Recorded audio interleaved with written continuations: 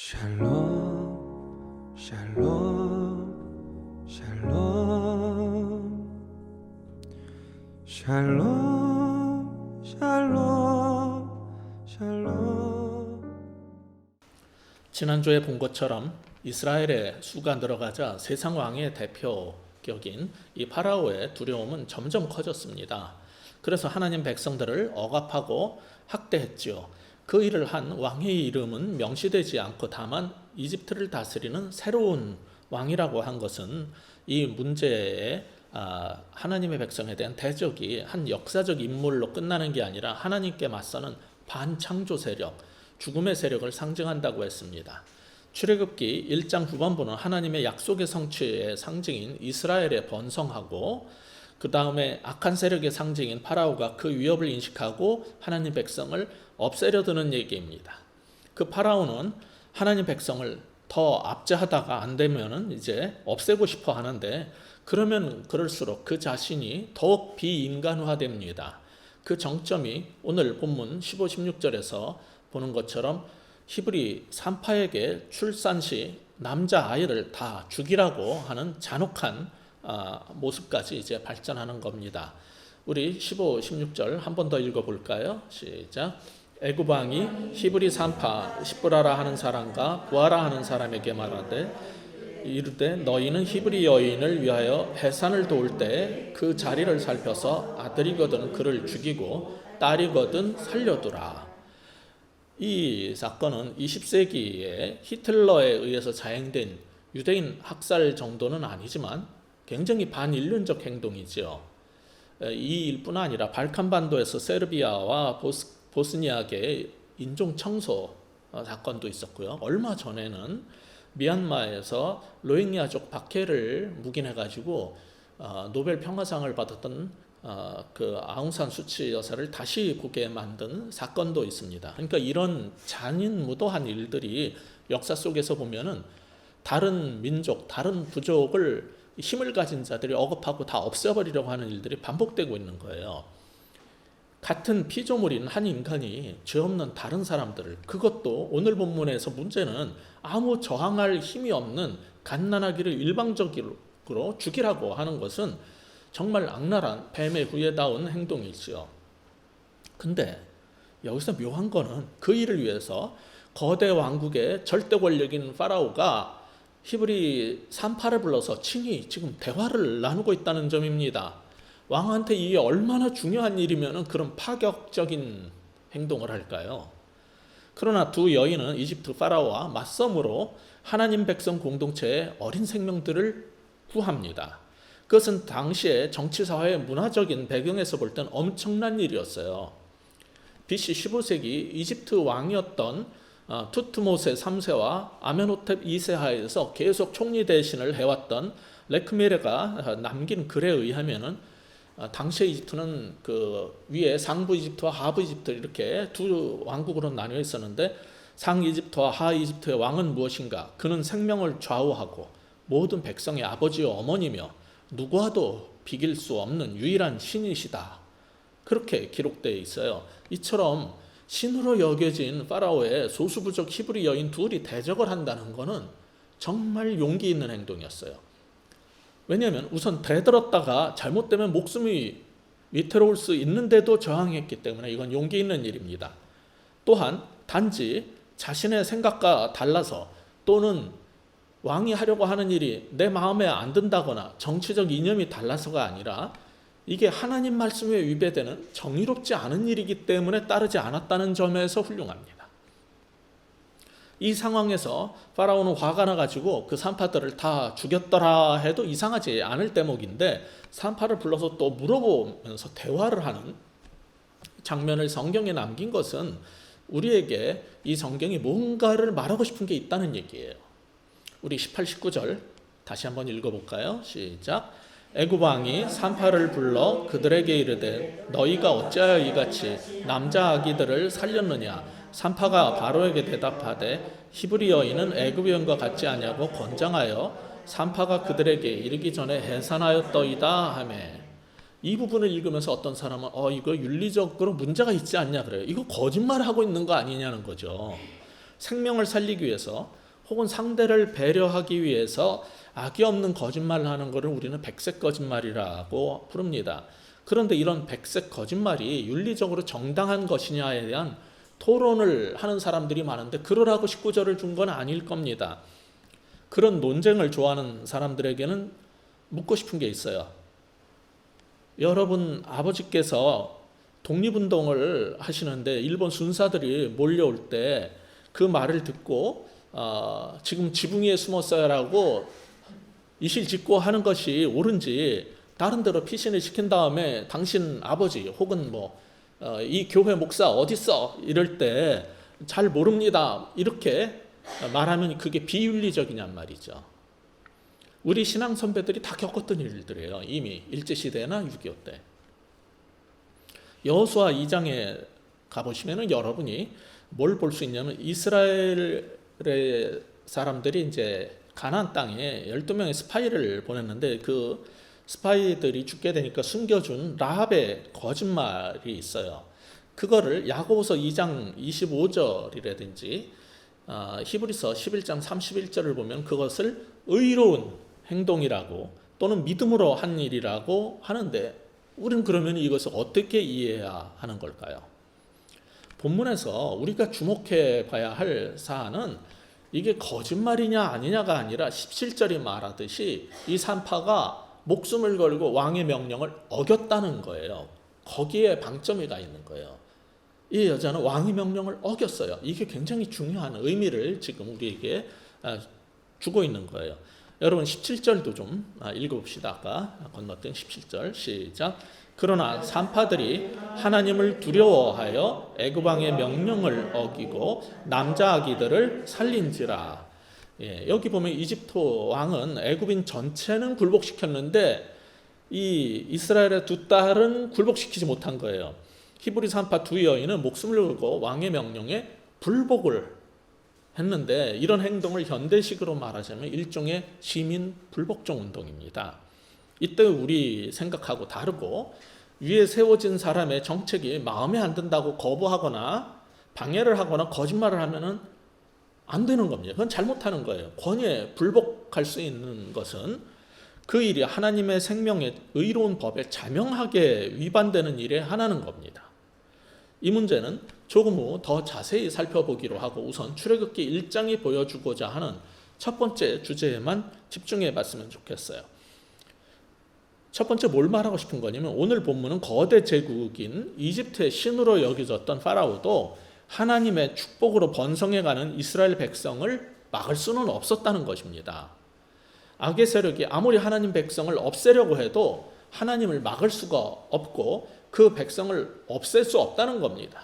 왜냐하면 하나님은 아브라함에게 너의 씨가 하늘의 별보다 많고 바닷가의 모래보다 많아질 것이라는 축복의 약속을 주셨기 때문입니다.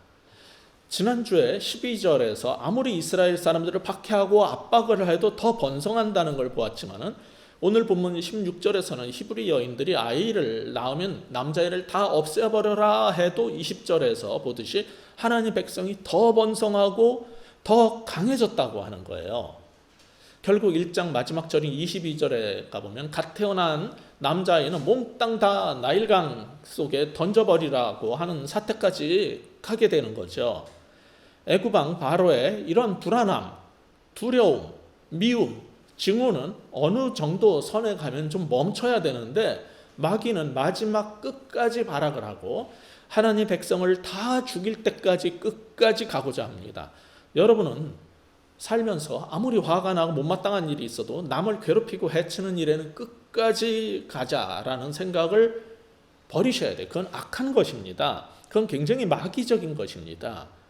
중간에 어느 정도 하다가 화가 나가지고 한두 번 할 수 있지만은 돌이켜야 되는 거예요. 근데 그것을 끝까지 하는 것은 마귀적 일이기 때문에 그런 일은 멈춰야 되는 겁니다. 그리고 알아야 할 게 있어요. 하나님 백성과 하나님의 사람을 없애고 괴롭히려는 노력은 결국 실패하고 말 거라는 것이 오늘 출애굽기 1장이 보여주는 거예요. 그러므로 오늘 본문의 첫 번째 교훈은 하나님 백성을 없애려는 세상의 시도는 결국 실패할 것을 알라는 겁니다. 하나님 백성을 없애려고 하는 것, 하나님의 일을 막으려고 하는 그런 세상의 모든 시도들은요, 언젠가 다 실패하게 돼 있어요. 그러니까 그런 데에 힘쓰지 마세요. 그러려고 애쓸 필요가 없어요. 왜 인생 그런 식으로 삽니까? 예? 끝까지 남 미워가지고 하나라도 좀 못되게 하고 좀 망쳐보려고 하는 태도들, 그런 식으로 사람이 살면 안 되는 거죠. 다시 히브리 3파의 행동이 오늘을 사는 우리들에게 주는 의미에 대해서 이제 좀 생각해 보겠습니다. 파라오가 남자애가 태어나면 다 죽이라고 했는데 그렇게 하지 않은 것은 아까 말씀드린 것처럼 현대식으로 말하자면 시민 불복종 운동에 해당한다고 했어요. 히브리 3파들은 이런 악한 국가 혹은 악한 왕의 명령에 불순종을 한 겁니다. 그런데 우리나라 기독교를 한번 보면요, 군사 독재 정권 하에서 보수적 대형 교회들의 목사들은, 유명한 목사들이 성경의 한두 구절을 끌어대면서 대통령과 정부에 항상 순종해야 된다라고 가르쳐 왔어요. 예를 들자면 로마서 13장 1, 2절이 그런 거죠. 여기 로마서 13장 1, 2절에서 보는 것처럼 각 사람은 위에 있는 권세들에게 복종하라. 권세는 하나님으로부터 나지 않음이 없나니 모든 권세는 다 하나님께서 정하신 바라. 그러므로 권세를 거스르는 자는 하나님의 명을 거스름이니 거스르는 자들은 심판을 자초하리라. 이 말씀을 들이대면서 모든 권세는 하나님으로부터 난 거니까 박정희든 전두환이든 노태우든 다 순종해야 된다. 이명박도 뭐 박근혜도 무조건 다 순종해야 된다. 이런 식으로 이제 보수교회, 대형교회 목사들은 그렇게 항상 설교를 해왔던 거예요. 근데 이 구절은 로마 제국의 지배하에 있었던 이스라엘이나 또는 로마 제국에 살고 있었던 유대 이민자 혹은 디아스포라 유대인들의 상황 속에서 이해하셔야 됩니다. 당시 로마 제국은 이스라엘이나 디아스포라 유대인 모두 유대인의 민족 정체성을 유지할 수 있도록 허용해 줬어요. 유대교 신앙생활을 할 수 있게 해줬어요. 게다가 매년 예루살렘에 성전세를 보내도 좋고 조상으로부터 전해온 유대교 관습을 이어갈 수 있게도 해줬어요. 일본 제국주의와 달리 그들은 알렉산드리아처럼 많은 유대인들이 거주하는 지역에는 그들 나름대로의 행정권과 사법권을 가지고 국가 내의 작은 국가로 살아갈 수 있게도 해줬어요. 그러므로 주변 열강의 침략이란 위험 속에서 수천 년을 겪어왔던, 그런 위기를 겪어왔던 유대인들이 볼 때는 로마가 비록 이방 정권이지만은 외세로부터 자신들을 보호해주고 어떤 범주 안에서 자유를 주니까 현상 유지가 정치적으로 별로 나쁜 전략이 아니라고 대부분 생각했어요. 다만 나중에 폭동이 일어난 것처럼 야훼 신앙을 방해하거나 민족 정체성을 해하지 않으면은 자신들의 안녕과 질서를 유지해주는 로마 정권을 엎을 생각을 하는 게 오히려 비현실적이고 어리석다라고까지 그들은 여겼어요. 그렇지만 적어도 이 로마서 13장 이 구절은 독재자와 부정부패자도 다 하나님께서 주신 권력이니 복종하라고 한 것은 아닙니다. 복종하라는 말씀의 전제는 이것이 하나님으로부터 난 권세라 여겼을 때입니다. 그래서 이어지는 4절에서 그 권세자들에 대한 묘사가 어떻게 되어 있습니까? 우리 4절 한번 같이 읽어보겠습니다. 시작. 그는 하나님의 사역자가 되어 내게 선을 베푸는 자니라. 그러나 내가 악을 행하거든 두려워하라. 그가 공연히 칼을 가지지 아니하였으니 곧 하나님의 사역자가 되어 악을 행하는 자에게 진노하심을 따라 보응하는 자니라. 아니, 로마 정권을 하나님의 사역자라고 부르는, 이 번역도 굉장히 이상해요. 이게 하나님의 시종이다 이렇게 번역해야 되는, 이게 이 단어를 갖다가 어떤 데는요 하나님의 종, 어떤 데는 봉사, 어떤 데는 하나님의 그 사역자, 뭐 여러 가지로 한글 성경이 번역을 해요. 근데 이 부분은 하나님의 사역자라고 해놨어요, 번역을. 굉장히 부적절한, 이건 하나님의 도구 시종이라는 뜻입니다. 사실은 로마 통치자들은요 비록 하나님을 믿지 않아도 공의로운 법대로 행한다면은 자신이 알든 모르든 하나님의 시종으로서 백성들에게 선을 베풀고 악행자를 벌주는 정의를 이 땅에서 대신 수행한다는 거예요. 그러니까 통치자들의 의도와 무관하게 그리스도인들이 질서 가운데 살도록 도와주는 셈이기도 하다는 거죠. 그래서 그리스도인들은 6절 7절에서 이렇게 하라고 그러는 거예요. 너희가 조세를 바치는 것도 이로 말미암아 세금 내라는 거예요. 그들이 하나님의 일꾼이 되어 바로 이 일에 항상 힘쓰느니라. 아니 1, 2절 아까처럼 모든 권력은 다 하나님께 났으니까 순종해라 그러는 목사들이 왜 세금은 안 내요? 그건 잘못됐대. 그러니까 이게 굉장히 웃기는 거예요. 마음에 드는 구절은 자기네들이 원하는 대로 갖다 붙이고 세금 내라는 거는 싫고, 모든 자에게 줄 것을 주되 조세를 받을 자에게 조세를 바치고 관세를 받을 자에게 관세를 바치고 두려워할 자를 두려워하며 존경할 자를 존경하라 그럽니다. 하나님께서 주신 권세로 하나님의 종의 역할을 성실히 하는 정의롭고 또 선한 정부에 우리는 세금도 내고 통치자를 존경으로 대해야 됩니다. 베드로전서 2장 13, 14절을 보면 인간의 모든 제도나 위에 있는 왕이나 총독에게 순종하라고 한 것은 로마 정부가 악행하는 자를 징벌하고 선행하는 자를 보상하기 때문이라는 거죠. 다만 베드로전서 2장 13절을 보면은 정확히 보시면 순종하라고 할 때 주를 위하여 순종하라 그래요. 그 모든 전제는요, 주를 위하여 하나님의 이름을 위해서 순종하는 거예요. 그러므로 우리 국민들은 정부에 무조건적 순종을 하라거나 그렇게 말하는 건 잘못이에요. 반대로 자신의 이익에 반하는 부동산법이나 의대, 법대, 정원 늘릴 때마다 이익단체들이 죄다 나와가지고 불복종하고 파업하는 것은 옳지 않습니다. 대신 권력이 하나님의 정의란 법 정신 안에서 약자와 국민 공동체 모두를 위해 바르게 선을 위해 일하는가를 항상 주목해보고 분별력을 가지고 순종하라는 게 성경의 가르침인 거예요. 그 말은 과거에 군사 독재 정권의 정치적인 야욕을 가지고 권력을 탐한다든지 권력을 잡기 위해서 사람들을 죽이고 국민들을 탄압하고 불의를 행하는 것도 다 하나님께서 세우신 권세니까 순종하라고 했던 과거 대형교회의 그 목사들의 설교는 잘못된 것이란 뜻이기도 합니다. 그들은 로마서 13장 1, 2절을 요사스럽게 왜곡을 해가지고 교인들을 지금도 미혹하는 데 써먹고 있어요. 권력 잡은 자들이 자신이 가진 권력을 유지하기 위해서 약자를 억압하고 히브리 백성을 강제 노역을 시키고 학대하는 등 가진 자가 못 가진 자들을 털어서 이기적으로 욕심을 채운다든지 죄 없는 자들을 잡아가고 정보부나 군대나 검찰이나 경찰 같은 공권력을 이용해서 사람들을 사찰하고 짓누르는 권력 남용을 한다면 그들은 더 이상 하나님의 도구나 일꾼이 아니므로 그런 권세는 순종하지 않아야 하는 겁니다. 또한 어떤 목사가 아까 보여드렸던 로마서 13장 1절을 들이대면서 그런 정권에 복종하라고 한다면 그건 잘못된 해석으로 인간적인 주장을 펼치는 정치적인 그런 것이기 때문에 성경 구절을 이용해서 그렇게 하는 것은 잘못된 거기 때문에 히브리 산파처럼 불복해야 되는 겁니다. 반대로 사회 정의와 약자를 보호하기 위한 정부 정책에는 내 정치 이념과 다르다든지 기분이 나쁘다고 마음에 안 든다고 폭력을 쓰고 저항할 것을 노골적으로 요구하는 그 이상한 그 소위 빤스 목사라는 사람 같은 그런 식으로 요구를 한다면은 그것도 하나님 방식이 아니니까 두려워하지 말고 거부하시고 그런 손아귀에서 속히 벗어나서 바른 신앙생활을 해야 되는 거예요. 시민 불복종 운동은 우리의 정치적 입장이나 이권을 위해서 하는 게 아닙니다. 하나님께서 세우신 정의와 진리와 사랑의 법에 맞지 않기 때문에 모든 권세의 근원이요 머리이신 하나님의 법에 순종하기 위해서 행하는 그리스도인의 국민의 마지막 선택이 되는 거죠.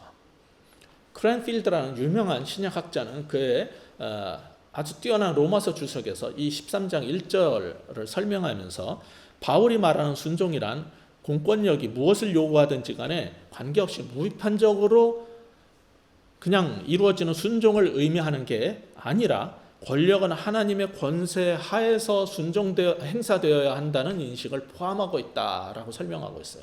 그러니까 하나님의 그러한 권세 안에서 정부가 바르게 움직일 때 순종하는 것이지 우리의 질서를 위해서 평화를 위해서 하나님을 거부하는 일을 할 때는 우리가 순종해야 되는 게 아니에요. 그렇기 때문에 히브리 산파가 왕의 명령에 불복한 것은 이처럼 모든 법과 명령 위에 있는 하나님의 생명의 법에 위배되기 때문에 거부한 거예요. 하나님의 법과 대립하지 않는 권세는 그게 내 마음에 안 들어도 순종해야 하지만 하나님의 법에 명백히 대립될 때는 단호히 순종을 거부해야 돼요. 근데 사람들은 거꾸로 해요. 내 마음에 안 든다고 바른 것도 거부하고요. 잘못된 것에는 강한 권력을 가지고 휘두르면 그냥 다 아부를 합니다. 그러니까 이러니까 교회가 잘못돼 가는 거고 나라가 이상해지는 거예요. 하나님의 법대로 바른 방식으로 해야 되는데, 이때 주의해야 될 거는요, 우리가 불복종 운동을 할 때도 종교법이 사회법 상위에 있다는 식으로 말하면 안 되는 겁니다.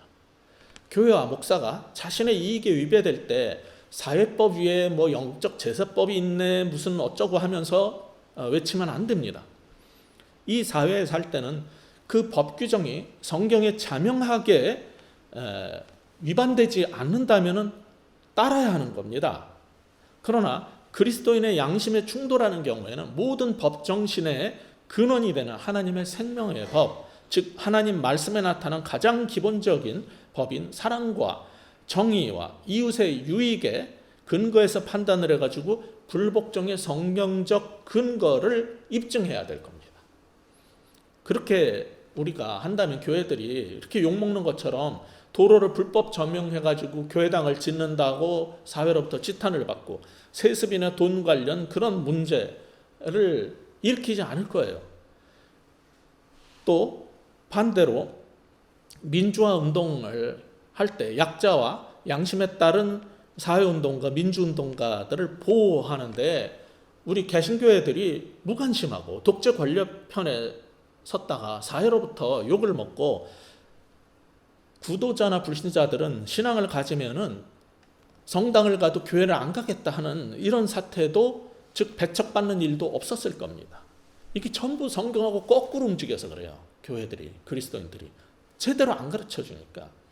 오늘 본문에 나타난 히브리 산파가 행동한 이런 불복종은 일종의 전략적 비협조입니다. 그것은 잘못된 기존 사회 질서를 따르지 않거나 선택적으로 따름으로써 타락한 사회에 경종을 울리고 공의를 추구하게 하는 방법이에요. 그때도 사회 질서는 존중하면서 진행을 해야 하는 것이지 질서를 파괴하는 폭력 행동을 하면 안 됩니다. 1963년 5월 미국의 알라바마주의 그 버밍엄이라는 도시 중심가에서 인종차별 행진을 하는데 그 행진 금지 명령을 내렸어요. 거기에 불복종해가지고 시민들이 초등학교 1학년 아이부터 중고등학생까지 포위되어 있는 그 대학 청년들을 보호하기 위해서 행진을 시작했다. 3,000명이 모여가지고 시내를 행진을 했어요. We Shall Overcome이라는 유명한 그 노래하고 찬송가를 계속 부르면서 행진을 하다가 전투견을 풀어가지고 사람들을 물어뜯게 하고 8살 아이들까지 체포해가는 일이 있었어요. 결국 평화롭게 행진했던 그런 일로 말미암아 미국의 불공정한 세상이 바뀐 거예요. 흑백 차별이 없어진 거예요. 요즘에도 은근히 남아있긴 합니다만, 또한 잘못된 규정 개선을 위해서 비폭력 연주한 농성을 노동자들이 할 때가 있어요. 그것은 현대판 애국 파라오처럼 오랜 노동 착취 관행을 깨고 잘못된 근무 정책을 바꾸게 해줍니다. 요즘 종종 보이는 폭력 시위처럼 하는 거 아니에요. 우리나라도 군사 독재에 저항한 100만 명이 넘는 학생들과 넥타이 부대가 1987년 6월에 국민 평화 대행진을 함으로써 우리나라의 민주주의를 앞당기게 된 겁니다. 그러니까 여러분, 홍콩의 민주화 운동을 공산 정권으로부터 민주화를 위해서 하는 것도 위에서 기도해 줘야 되는 거예요. 그게 우리 그리스도인들이 세상을 향해서 할 책무 중에 하나인 거예요. 그러면은 히브리 산파 두 여자가 그런 행동을 하게 된 것은 무엇 때문일까요? 어떤 것 때문에 그러한 위험한 일을 감히 저지르게 된 걸까요? 그들은 어떤 정치적 신념이나 신학이 있어서 그런 게 아니에요. 17절이 간결하게, 간단 명료하게 말하듯이 그저 하나님을 두려워했기 때문이에요. 성경은 그 이유를 너무나 단순하게 말해요. 하나님을 두려워해서. 그게 앞서 말씀드렸던 모든 법과 규정의 근간이 되는 하나님의 생명과 사랑과 공의의 정신이에요. 신약 성경은요, 어디서도 힘 있는 왕을 두려워하라고 하지 않습니다. 바른 통치자는 존경의 대상이지만 두려워할 대상은 오직 하나님뿐인 거예요. 하나님만 우리의 경외의 대상입니다. 그러므로 오늘 본문이 가르치는 두 번째 교훈은 이것입니다. 세상 권세보다 하나님을 두려워하라는 거예요. 우리는 왜 그렇게 세상의 권력과 돈과 그 지위를 두려워합니까? 하나님을 두려워해야 돼요. 교회는. 우리 그리스도인들은 세상 권세보다 하나님을 두려워해야 되는 겁니다. 출애굽기 1장의 파라오는 하나님이 창조한 생명을 제거하려 한 어둠의 종 역할을 했고 죽음의 사자를 대표했어요.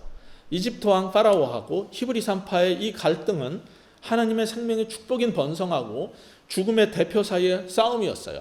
그것은 생명과 죽음의 싸움이었던 거예요. 그것은 또한 하나님 백성을 향한 이집트인들의 두려움과 하나님만 두려워하는 두 여인의 싸움이었어요. 그때 우리 하나님은 생명의 편에 서 계셨어요.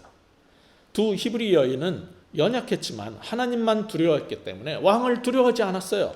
그래서 생명의 법에 위반되는 그 명령에 불복함으로써 악과 대항해서 싸운 겁니다.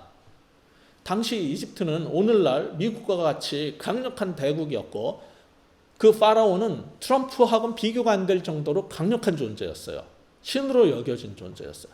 그 파라오가 히브리인들을 죽이려고 할 때 가장 멸시받고 약한 여자 둘이 그 이집트 왕 파라오하고 싸워서 이긴 사건이 오늘 본문 얘기입니다. 오늘 본문에서 한 가지 더 주목할 만한 점은 이스라엘을 말살시키려는 애굽 왕의 이름은 잊혀졌지만은 이스라엘을 구원한 그 연약한 두 여인 산파의 이름은 뭐라고 돼 있어요? 시브라와 부하라고 성경이 명료하게 우리에게 기억하게 해준다는 거예요. 무엇이 영원히 우리가 남을 수 있는 삶의 길입니까? 두 여인은 세상의 왕이 아니라 오직 한 분 하나님만 경외함으로 악의 명령과 악의 세계에 순종하기를 거부하고 믿음으로 살아서 그 이름이 세세토록 기억되게 되었어요. 또한 20절, 21절 우리 같이 한번 읽어보겠습니다. 자, 시작. 하나님이 그 산파들에게 은혜를 베푸시니 그 백성은 번성하고 매우 강해지니라. 그 산파들은 하나님을 경외하였으므로 하나님이 그들의 집안을 흥왕하게 하신지라. 세상 모든 권력을 가지고 세상의 모든 부귀를 가진 파라오를 두려워하지 않고 오직 하나님만 두려워한 결과가 뭐예요? 그들의 집안을 하나님께서 흥왕케 해주시고 그들은 축복의 근원이 되게 됐다는 거예요. 이게 진정 복된 삶입니다. 그러니까 세상을 두려워하지 말고 하나님만 두려워하고 사셔야 되는 거예요. 그러면은 하나님께서 반드시 갚아주시고 복 주신다는 거예요. 따라서 오늘 마지막 교훈 무엇입니까? 첫 번째는 뭐였냐면 하나님의 백성을 없애려는 모든 시도는 실패할 것을 믿으라는 거였고, 둘째 세상 권세보다 하나님을 두려워하라는 것이었어요. 세 번째, 그렇게 산다면 하나님만 경외하는 자에게는 축복이 있음을 믿으라는 겁니다. 하나님만 경외하고 사는 사람들에게는 하나님께서 축복하신다는 사실을 믿으시기 바랍니다. 창세기부터 시작된 하나님의 첫 번째 공동체인 가정을 깨려던 사탄의 시도는 출애굽기가 시작되면서 하나님 백성 공동체인 이스라엘에 출범하자 여지없이 다시 시작됐어요. 그러나 우리가 험한 세상의 위협 속에서 믿음을 지키고 살면은 하나님은 우리 상황 속에 들어오셔서 모든 것을 바로 잡으실 거라는 것을 오늘 출애굽기 1장 본문은 보여준 겁니다. 하나님은 우리가 세상의 노예 상태로 억압과 속박을 당하면서 사는 삶에서 그저 이집트에 빌부터 살면서 속박된 삶에서 참된 자유의 삶으로 우리를 이끄시기 원하십니다. 그 자유는 검찰청장이 신임 검사들에게 외치는 자유와 평등과는 차원이 다른 거예요. 그는 세상을 바꿀 힘은 없고 막을 힘밖에 없지만 하나님은 영적 변화와 뿐만 아니라 사회 정치적 변화 모두를 포함해서 실제로 하나님 백성 공동체 한 나라를 구원하고 새로 출범시키는 분이에요. 그게 인간과 하나님의 차이인 것입니다. 그 과정에서 힘없는 연약한 아이 하나라도 다치지 않게 하려고 사랑과 배려의 삶에 목숨을 건 연약한 두 여인과 하나님의 의로운 백성은 결국 번성하고 축복을 받는다는 것을 성경은 가르쳐 준 겁니다. 반면 하나님의 백성을 멸하려고 했던 이집트 왕 파라오의 책략은 결국 실패할 거고 수치를 당하게 될 거라는 거죠. 이게 바로 하나님의 말씀인 성경의 영원한 가르침인 거예요. 이 원리를 기억하시고 하나님만 두려워함으로 세상을 두려워하지 않고 살아서 영원한 축복 속에 거하실 수 있는 여러분 모두 되시기를 주의 이름으로 축복합니다. 기도하시겠습니다.